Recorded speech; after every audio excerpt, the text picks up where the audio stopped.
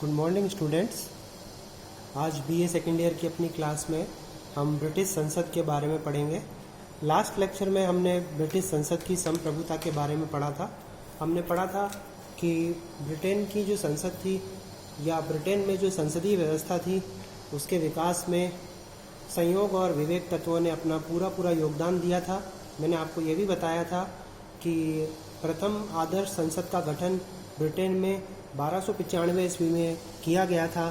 तब उस समय त्रिसदनात्मक व्यवस्थापिका के गठन की बात आई थी, लेकिन यह संयोगी था कि दो वर्ग अपने आप में एक हो गए और एक वर्ग अलग रहा, जिसके परिणाम स्वरूप द्विसदनात्मक व्यवस्थापिका का जन्म हुआ। और ब्रिटेन की जो संसद है उस संसद का दुनिया के देशों ने भी अनुकरण किया है।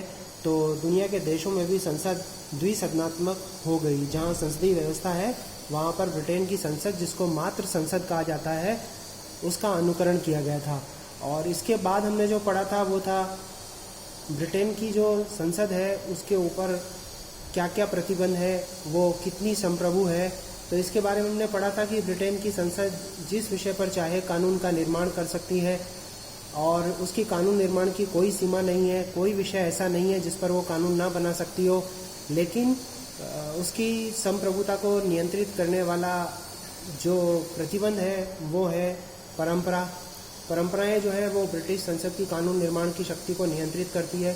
समाचार पत्र, पत्रिकाएं और इसके अलावा जो जनमत है वो भी ब्रिटिश संसद की कानून निर्माण की शक्ति को नियंत्रित करता है। वरना ब्रिटिश संसद के लिए यह कहा गया है कि ब्रिटिश संसद जो कुछ करना चाहे वह कर सकती है, सिवाय इसके कि वो स्त्री को पुरुष और पुरुष को स्त्री नहीं कर सकती है। आज ऐसी ही संसद के गठन के बारे में हम पढ़ेंगे। सामान्य रूप से हम जो जानकारी यहाँ पर आपके सामने रखने वाले हैं उस जानकारी में आज हम आपको बताएंगे कि लोक सदन और लॉर्ड सभा और ब्रिटेन के सम्राट से मिलकर ब्रिटेन की संसद जो है वो निर्मित हुई है। कौन कौन सी चीज़ों से मिलकर ब्रिटेन की संसद बनी है? नंबर 1 लोक सदन, फिर उसके बाद में लॉर्ड सभा, फिर उसके बाद में सम्राट। जैसे भारत की संसद लोकसभा, राज्यसभा और राष्ट्रपति से मिलकर बनती है, वैसे ही ब्रिटेन में संसद जो है वो लोक सदन, सम्राट और लॉर्ड सभा से मिलकर बनती है। अब इसमें बात आती है कि इनकी सदस्यता का आधार क्या होता है। लोक सदन जनता का सदन है, निम्न सदन है, साधारण सदन है। तो भारत की तरह वहाँ पर जनता जो है वो क्या करती है, स्वयं लोक सदन के सदस्यों का चुनाव करती है या कॉमन सभा के सदस्यों का चुनाव करती है। चुनाव होते हैं, कार्यकाल 5 वर्ष इसका जो है वो होता है। कार्यकाल कितना होता है इसका? 5 साल होता है। और लॉर्ड सभा का जो कार्यकाल होता है इसी के समकक्ष जो है वो नहीं होता। लॉर्ड सभा एक स्थायी सदन होता है, राज्यसभा की तरह एक स्थायी सदन होता है। अब दूसरी बात हम यहाँ बात करते हैं कि लॉर्ड सभा जो है वो कुलीनों की सभा है। लॉर्ड सभा कुलीनों की सभा है। धर्माधिकारी जो है वो इसमें होते हैं। इसके जो सदस्य हैं उनको पीयर कहते हैं हम। और लॉर्ड सभा के सदस्यों का चुनाव वंशानुगत आधार पर होता है। जैसे राजा का पद ब्रिटेन में वंशानुगत है, वैसे ही वहाँ पर जो सदस्य हैं वो क्या है, वंशानुगत होते हैं। और जो सदस्य हैं वो मैंने यहाँ पर लिख रखा है कि आध्यात्मिक पीयर कहते हैं लॉर्ड सभा के सदस्यों को। वंशानुगत पीयर होते हैं या पैतृक पीयर होते हैं और आजीवन पीयर भी होते हैं। मैंने आपको यहाँ पर संकेत दे रखा है कि आध्यात्मिक पीयरों की संख्या 26 है, इसमें भी बदलाव संभव है। और आजीवन पीयरों की संख्या 561 है, जिसमें 121 महिलाएं हैं। ये पुराना आंकड़ा है। नया जो है वो बदलाव जो है वो समय समय पर होता रहता है। आप चाहे तो या हम चाहे तो इसको देख सकते हैं कि वर्तमान में क्या इतनी ही संख्या है। लेकिन आपको कम से कम ये पता होना चाहिए कि उसमें जो लॉर्ड सभा है उसमें कौन कौन से पीयर जो है या सदस्य होते हैं। 3 प्रकार के होते हैं। जैसे हमने आजीवन पीयर के एक्ट के बारे में पढ़ा, वहाँ पर महिलाओं को पीयर बनाए जाने के बारे में पढ़ा है ब्रिटेन में। तो वहाँ पर आध्यात्मिक पीयर है, वंशानुगत या पैतृक पीयर है या आजीवन पीयर है। तो ये सदस्य हो गए। और भारत की तरह जैसे भारत में लोकसभा के सामान्य रूप से सदस्य होते हैं, वैसे ही यहाँ पर कॉमन सभा या लोक सदन के सदस्य होते हैं। तो इनकी सदस्य संख्या जो है वो कहीं आपको 646 मिलेगी, कहीं 650 मिलेगी, कहीं 652 मिलेगी। तो मेरे हिसाब से इसका जो आंकड़ा है वो 646 जो है वो परफेक्ट आंकड़ा है, इसका सही भी है। लेकिन इसके बारे में ब्रिटेन की जो संसद है या वहाँ जो दस्तावेज प्रकाशित होते हैं उसी से हम इसको कंफर्म कर सकते हैं। तो आप इसको याद रख सकते हैं कि 646 इसके सदस्यों की संख्या है। इसकी सदस्य संख्या कितनी है? 646।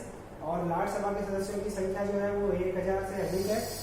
मैंने अभी लास्ट जो इसको लॉर्ड सभा के सदस्यों की संख्या को देखा था, मैंने नेट पे चेक किया था, तो उसमें ये संख्या 1062 दिखाई दे रही थी। और साथ में ये भी लिखा हुआ था कि यह संख्या जो है वो परिवर्तित होती रहती है। तो अपन आप यूँ लिखिए वहाँ पर 1000 से अधिक, अगर संख्या आती है तो 1062, वरना अपन 1000 से अधिक लिख सकते हैं इसके सदस्यों की संख्या को।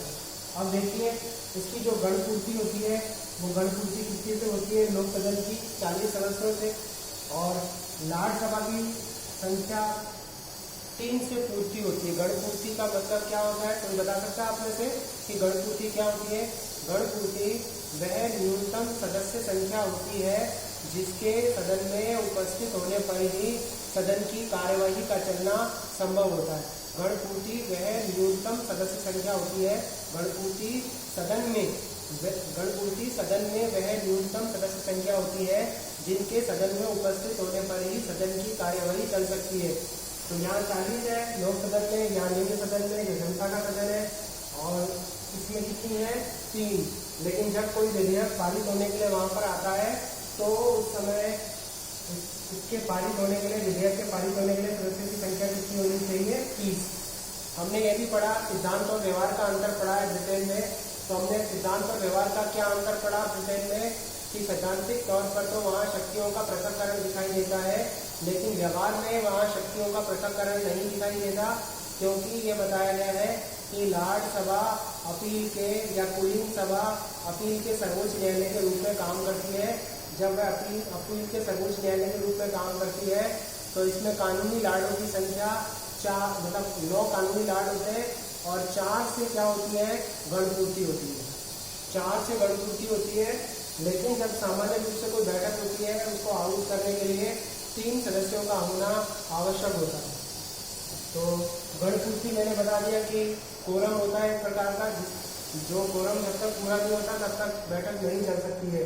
दूसरी बात यह कि साल में एक बार सत्र बुलाया जाता है। हमारे यहाँ पर 6 महीने से अधिक का अंतराल नहीं होना चाहिए, लेकिन यहाँ पर एक बार सत्र जो है वो बुलाया जाता है, और दोनों सदनों के जो मतलब दोनों सदन जो होते हैं उनके सत्र एक साथ ही शुरू होते हैं।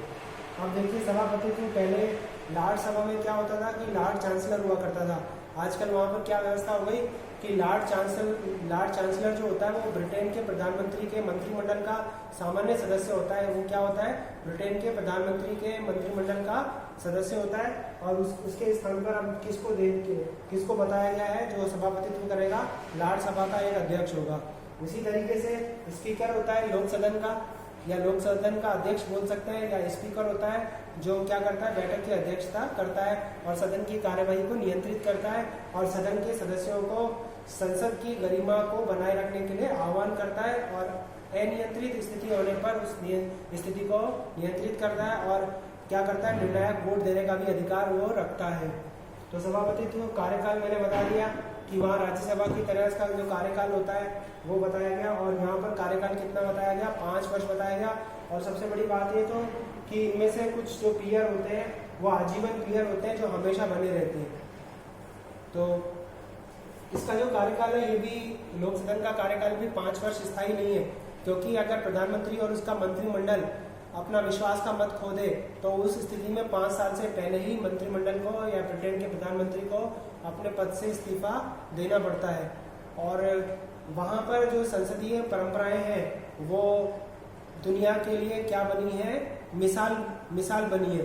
तो आज हमने क्या देखा है यहाँ पर कि ब्रिटेन की जो संसद है वो किससे मिलकर बनती है? सम्राट से, लोक सदन से और लॉर्ड सभा से मिलकर बनती है। लॉर्ड सभा को हम कुलीन सभा भी कहते हैं, इसके सदस्य पीयर कहलाते हैं, और लोक सदन जनता का सदन है जिसके सदस्यों का चुनाव जनता के द्वारा किया जाता है। वयस्क मताधिकार और गुप्त मतदान प्रणाली के आधार पर इसका चुनाव होता है।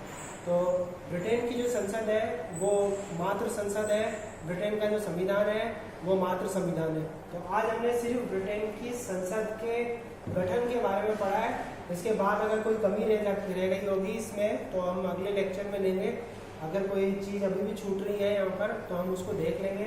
इसके अलावा इसकी शक्तियाँ, दोनों सदनों के परस्पर संबंध, कौन सा सदन जो है वो ऊपर है दोनों सदनों में से। वैसे तो आप खुद सोचिए कि जैसे मैंने एक कथन पढ़ा था ब्रिटेन के संविधान के संबंध में कि लोक सदन की शक्तियाँ प्रकम्पित करने वाली शक्तियाँ हैं। और दूसरी बात ये भी है कि हम ये भी देख रहे हैं कि है ना, लाट सभा जो है वो आम जनता से जुड़े हुए कानूनों के संबंध में रुचि कम ही लेता है, उसमें उपस्थिति जो होती है वो कम ही होती है। लोक सदन ही सारी की सारी शक्तियों का प्रतिनिधित्व करता है और ब्रिटेन में संसद की शक्तियों का मतलब वहाँ पर किसकी शक्तियों से होता है, लोक सदन की शक्तियों से लगाया जाता है। आपसे गठन के बारे में कोई नहीं पूछेगा, आपसे पूछा जाएगा लोक सदन की शक्तियाँ प्रकम्पित करने वाली शक्तियाँ हैं, इस कथन की व्याख्या कीजिए या ब्रिटेन की संसद की शक्तियों का वर्णन कीजिए। अगर गठन के बारे में पूछते हैं तो सामान्य जानकारी आपके पास में है, इस जानकारी से आपका काम चल सकता है, या फिर दोनों सदनों के परस्पर संबंधों की बात आपसे पूछी जा सकती है। और हम यहाँ देख रहे हैं कि लाट सभा की उपयोगिता कम है, लेकिन दूसरा सदन हमेशा से पहले सदन की दादागिरी को या उसकी अनियंत्रित हो जाने की स्थिति को क्या करता है, नियंत्रित करता है। और संसदीय व्यवस्था में द्विसदनात्मक व्यवस्था का होना अति उत्तम है, क्योंकि एक सदन दूसरे सदन की मनमानी पर रोक लगाता है और विधेयकों पर एक बार फिर से विचार हो जाता है। और अगर कोई कमी छूट गई होती है तो दूसरा सदन उस कमी में सुधार के लिए प्रयास करता है। तो ब्रिटेन में द्विसदनात्मक व्यवस्था की जाए और इसी का अनुगमन या अनुसरण दुनिया के और देशों ने किया है। तो आज केवल हमने पढ़ा ब्रिटिश संसद के गठन के बारे में, कल हम इसकी शक्तियों का अध्ययन करेंगे। पहले लोक सदन ले लेंगे या लाट सभा ले लेंगे, फिर दोनों सदनों का परस्पर संबंध भी देखेंगे।